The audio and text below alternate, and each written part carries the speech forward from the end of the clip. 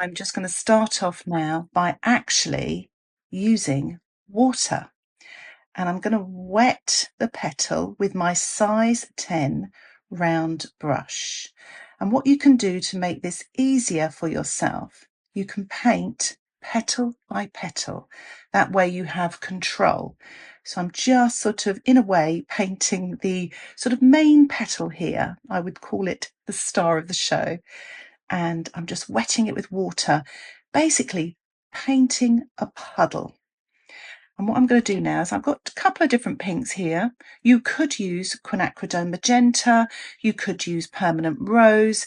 I'm actually going to use a touch of opera rose and a little bit of quinacridone magenta. This is in my sketchbook and I'm just painting it for fun. Look at that. That's why we paint in watercolour. Well, that's why I do, because it's magical. Look at that. It's beautiful. Just the way the paint runs. And this tutorial is all about just letting the paint run, seeing what happens. So what I'm doing here is it's slightly thicker paint on my brush there. Just sort of painting. Getting a little bit more of the magenta now, slightly thicker paint. Whoa, look at that. Now that's, in a way, that's too thick. So don't worry, because it's all learning, isn't it? You're just sort of understanding about watercolour. So it was quite thick there. It was sort of resisting the water. So what you do there is just add more water. That's exactly what I'm doing there, just letting it run. Getting a touch more of that opera rose. Just sort of painting that down here. I mean, that's literally, if you can see, it's just a puddle. Beautiful puddle. A little bit more paint here.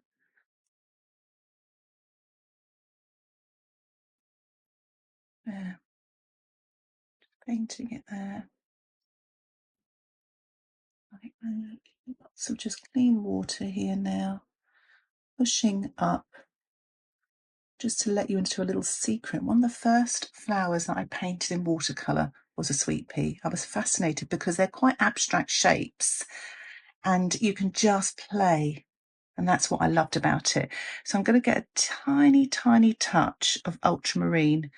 You can use cobalt blue.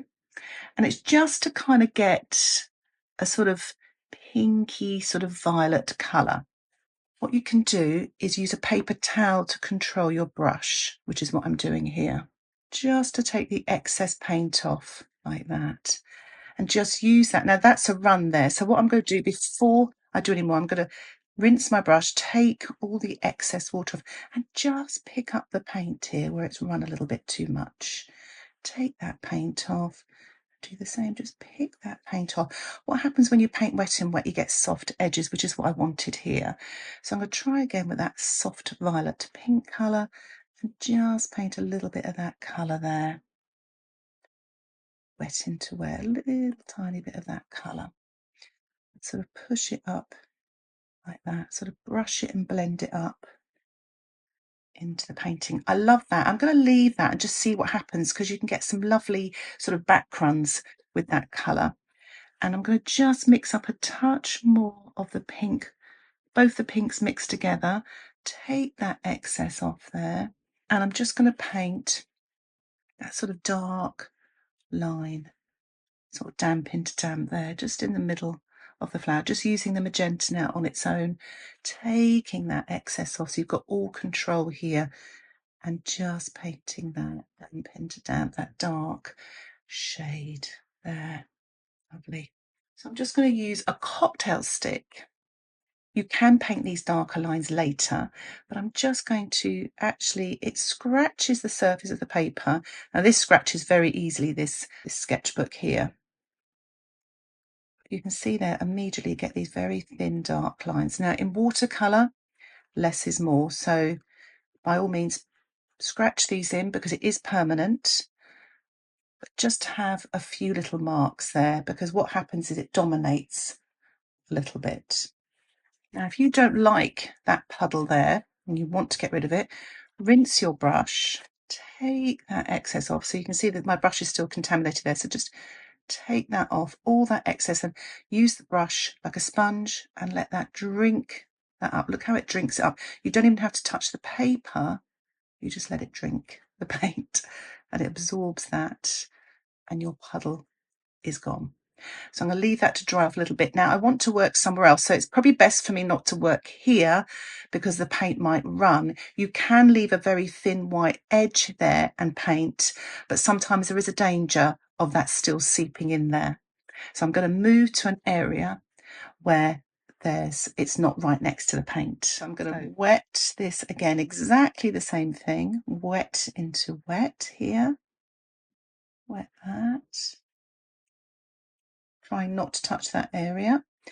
Okay, now let's just go into that pinky violet colour. Might just make it a bit more pinky violet actually, it had a bit more pink. I'm just going to drop that there in like that. There, in fact I'm not going to take the excess paint off because it sort of ran too much. What you can do is just add more water like that as well. So you've got your lighter area here. And I'm just going to sort of control that, take that excess off and just get that light through there that you can see. Just bring that all around. And what happens sometimes, that might do something magical. Who knows? It's quite nice just to experiment, just dropping a little bit more colour into there. Again, you can use your cocktail stick, just gently sort of scratch a few more marks there. So I thought I'd paint some of the stems. So you could use a little bit of yellow, so it's about 50% yellow. Let's use a bit of ultramarine and about 50% ultramarine. So it's a sort of a light green now to begin with. And I'm going to paint this wet on dry here. So you can just paint section by section, take your time, load your brush, paint that there like that. Always kind of have your brush fully loaded so that you don't run out of paint, and it gives you more time as well, because when it's wet like that you can drop in other colours. If you use a very dry brush, it dries very quickly, and if you drop another colour in you may get a background, which I quite like backgrounds as well. So you know, it's just to let you know, I like to know what it's going to happen so I can control it. But at other times I just like to have a little bit of fun with watercolour as well. Such a beautiful medium, and it's good just to practice with it first of all, you know, learn the rules, and then you can break all the rules. So I'm just dropping some pink in some of the corner areas here as well, where they sort of meet a leaf or another stem.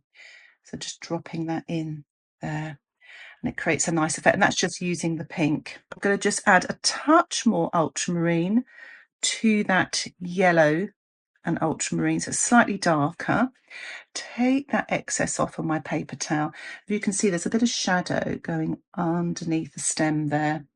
The light seems to be coming from above, so I'm just going to paint that shadow there, damp into damp, so the paint's slightly creamier and the paint on the paper has dried off a little bit as well. As long as there's a bit of a shine there, it's safe to paint. And I'm just going to blend that with a clean, damp brush so you don't get that sort of hard edge there. There. Can even go back in, add a touch more of the ultramarine just to make it a touch darker. Take that excess off, blend a little bit more of that ultramarine, damp into damp. And the secret to watercolour is just not overwork it. And if you find that you can't resist going in and sort of painting, try and have 2 paintings on the go. Sometimes that can work really well. So there I've just added the pink. You'll find some colours travel better than others. They move better. The sort of more opaque ones tend to sort of sit there a little bit, whereas these more transparent ones really slide quickly. So just get some of that ultramarine again. Give that a rinse, bit of ultra here. Just going to push that there a little bit more and let it travel a touch. And I will actually just drop a touch of ultra up the top there as well. Another good secret to colour mixing is your colour, blue in this instance to make your green. Put the blue down first, or yellow, vice versa, and then put your yellow down like that. And then sort of mix them like that, not fully, Don't blend, just mix them just a touch. And that way, sometimes on your brush, you get sort of a more fresher paint. They're not as muddy. You mix them sort of 100%, really give them a good stir. Sometimes you can over stir it. So this way you get some nice effects. It's always tricky to paint these very thin lines. It's quite yellow at the top, so I'm just going to grab a little bit of yellow paint there and just paint that there.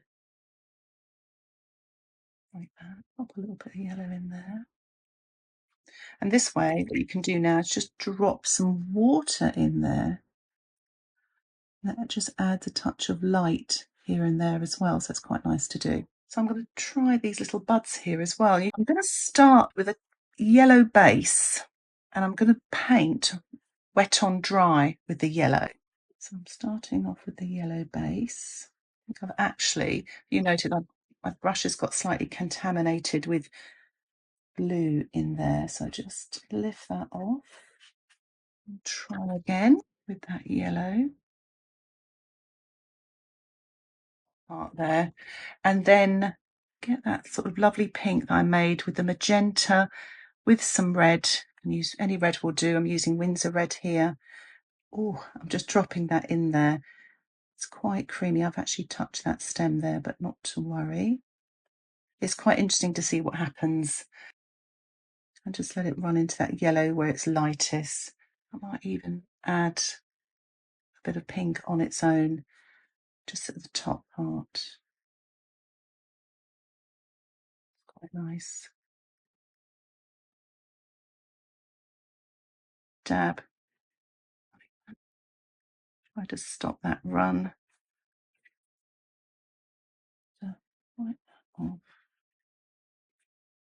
This paper doesn't like to be messed with too much, but not to worry. And to rescue this, not a problem. I always think in watercolour, just try not to panic. There's ways round things, but I'm just mixing up ultramarine and a touch of green, pushing it down there. I like the way that's developing there. This hasn't sort of run as, the yellow actually did run quite a bit. So I'm just going to drop in a little bit of green there as well. Very dilute. Push that in there as well, just see what happens. It's quite nice. Touch here as well. Change my water again. So at this stage, you may want to let everything dry and come back. It could take a good half hour for this to dry, depending on how warm the room is that you're in as well. So just play it by ear, see what happens. I normally let it all sort of dry so there's no shine on the paper, and then I'll blow dry. So I'm using a bit of phthalo blue in with the yellow there. You'll get a lot more of a vibrant, fresh sort of spring green. You can see the difference there. Ultramarine under the microscope has tiny red particles, so that way you'll kind of slightly get a muddier green. It's good to experiment as well, mixing greens, just have fun with it. Trying to keep away from that pink, of course. Remember, you can use the sort of a white edge there, or wait for your painting to dry. If you're starting out in watercolour, I would just make sure your painting is dry. Get a little bit more of that Prussian. Drop that in there like that and just see what happens. Dropping that in wet into wet. Again, just sort of working wet on dry here. Painting that leaf. You can see I've got slightly blue at the top, more green at the bottom here. I'm going to paint this leaf here, wet on dry. Rinse the brush again. Just paint with water now. Push the water into that paint there. Touch more of that quinacridone gold here with these little leaves just here. They're quite sort of warm and earthy looking. And again, dropping in touch of green, maybe even slightly dark. Use a bit of ultramarine there. Take the excess off, drop that in, see what happens. What's quite nice as well, you can use your cocktail stick or very thin little small brush. I'm going to dip this into the pink paint here I can see a little bit of sort of pink markings. Oh, that's probably a bit too much, but just going to go for it anyway. Sort of just a few little markings there, maybe a touch there, a little bit in there. So it's quite pure, neat paint to do that. A bit of dark there, it's quite nice. Maybe a touch here as well.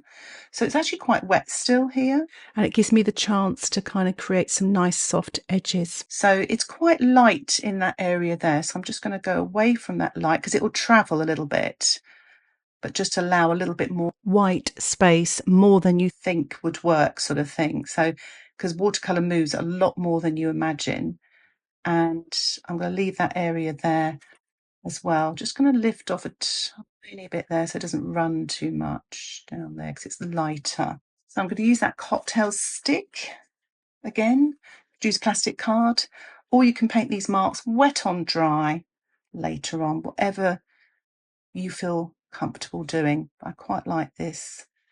And remember, less is more. Just going to paint this leaf here just behind those leaves. I'm going to keep it really neutral and light. So lots of water and more yellow because it's a lighter colour. And just paint that behind there. Just to kind of give it a bit of shape. That's lighter colour there. So I'm going to use the Ultramarine. It makes a lovely dark with the quinacridone gold. Touch more Ultramarine. Take that excess off on your paper towel.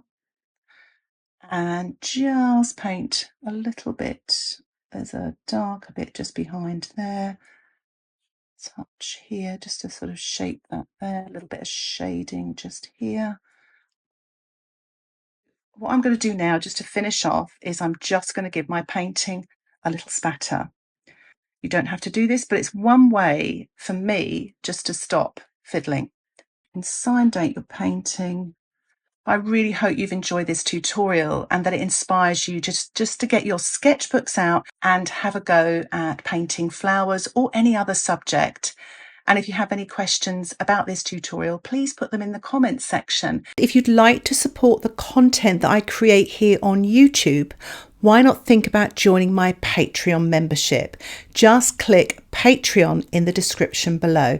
Thank you so much for watching. Happy painting. Bye for now.